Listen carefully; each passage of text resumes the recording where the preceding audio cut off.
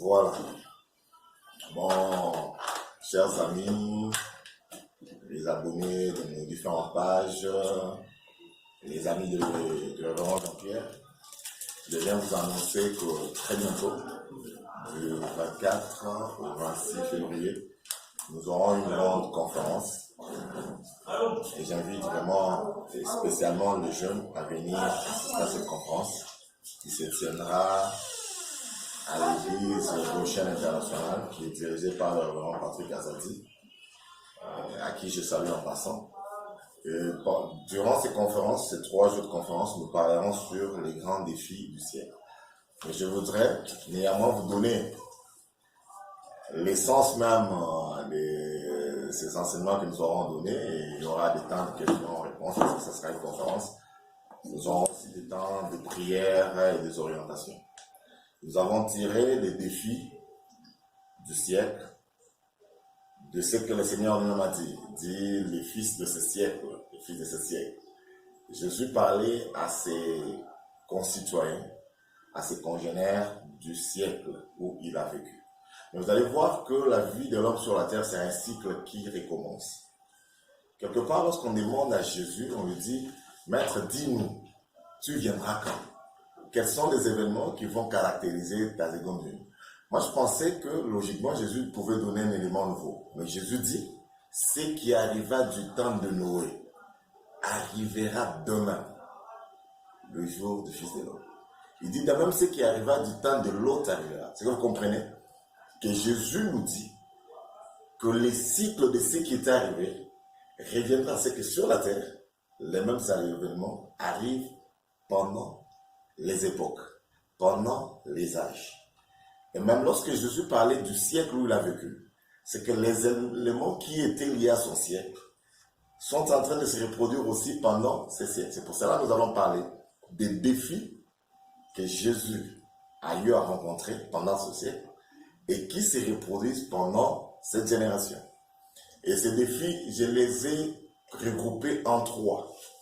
Et cela se retrouve dans le texte de base que nous avons donné de Matthieu 4, du 1er au 10e verset, qui sont les 3 tentations que Jésus a endurées. Vous savez, lorsque déjà vous lisez la Bible, c'est un texte qui a été beaucoup exploité dans les églises et tout ça.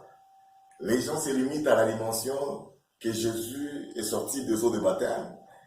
Il est allé, poussé par le Saint-Esprit au désert pour être tenté. Non. Les problèmes, le Saint-Esprit n'a pas amené Jésus juste pour être tenté. Vous savez, les enseignements de Jésus étaient donnés de 3 manières.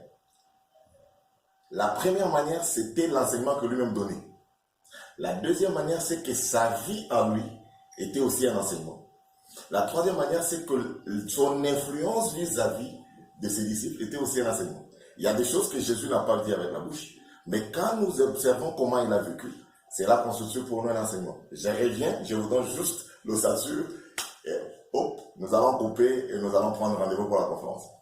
La première tentation de Jésus, le diable lui dit, transforme la pierre en pain. La deuxième tentation de Jésus, le diable lui dit, la main sur une montagne et lui fait voir le pouvoir, le royaume, la richesse. Et la troisième tentation, le diable l'amène au sommet du temple et lui demande de se jeter en bas. Lorsque vous lisez, déjà vous ne comprenez rien, mais on va essayer d'expliquer. L'homme est un être qui a 3 parties. Le corps, l'âme et l'esprit. Et vous allez voir que chacune de ces tentations correspond à une partie de l'homme. La Bible dit, le diable ayant vu que Jésus avait faim après 40 jours, parce que c'était un être humain, il lui propose la première tentation qui avait trait au corps, au physique, à la physiologie. Il lui dit, comme tu as faim, tu vas crever ici. Tu n'as qu'à changer ce pain en pierre. En pierre, voilà.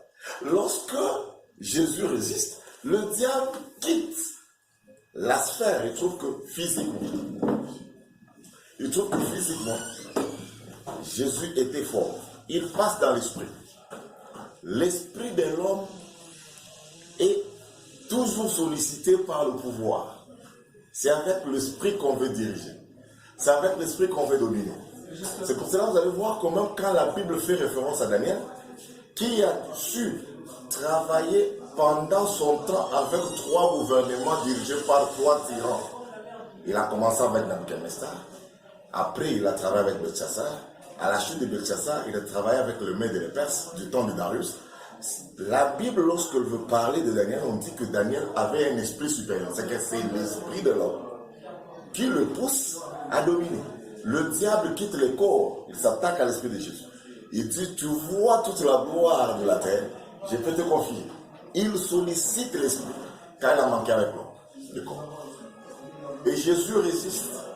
Le diable revient au niveau de l'âme, parce que l'homme sert Dieu à partir de son âme. C'est l'âme qui s'attache à Dieu. Et l'âme est représentée par les cœurs. Le diable sollicite l'âme. Il sollicite l'attrait de Jésus à la religion. Il dit, bon, ton Dieu là dont tu parles, qu'il est ton Père, il a dit, lorsque tu vas te jeter, il enverra les anges. C'est que le diable a sollicité le corps, il a sollicité l'esprit, il a sollicité l'âme de Jésus. Et c'est la même chose que nous vivons. C'est ça le défi du siècle. Le diable, tout le jour, sollicite nos corps. Il sollicite nos esprits. Il sollicite nos âmes.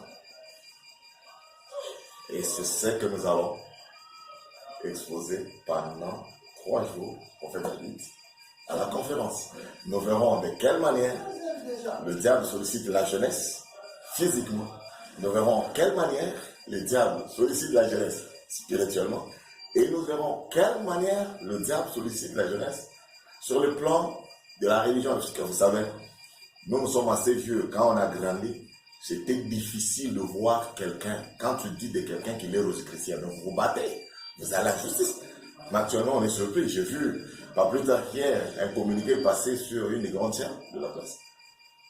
C'est bien écrit en morgue, ancien ordre mystique de la Rose-Croix, qui invite les gens à une conférence. C'est que le diable ne se cache plus, il n'est plus à rechercher. On voit ça. On voit les sectes qui se convertissent en religion, qui se convertissent en église. Quand on a grandi, il y a des gens, des charlatans, des mamans qui pratiquaient la divination, tout ça. Actuellement, elles n'existent plus. Elles sont entrées dans des églises.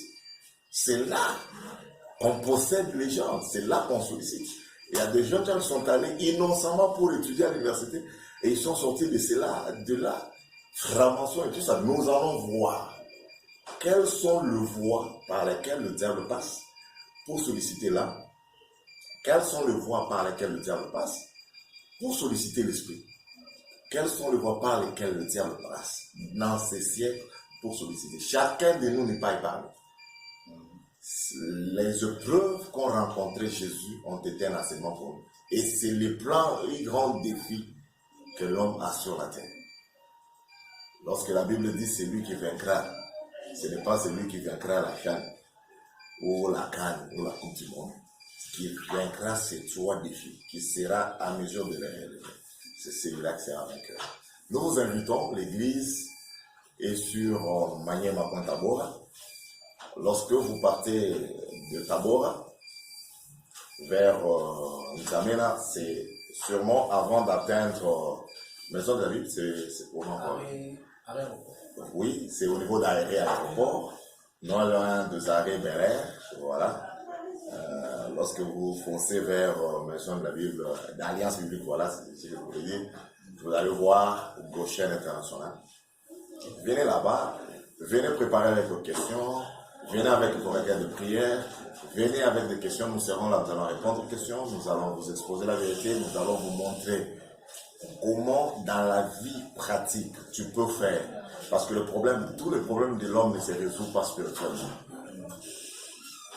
Tu as besoin de travail, viens, nous allons te montrer spirituellement comment tu peux l'avoir et physiquement comment tu peux travailler parce que ça sera. Et la religion, le christianisme qui sera prêché, il y aura la prière, il y aura l'entrepreneuriat. J'ai répondu pas plus tard qu'hier à un garçon qui m'a posé la question. Il m'a dit, pasteur, n'est-ce pas que la vie de l'homme a été déjà écrite par Dieu lui-même Il y a un script. Dieu a écrit que tu deviendras ça, tu deviendras ça. J'ai dit non, c'est là qu'il y a l'erreur. Dieu dit à Jérémie, je connais les projets.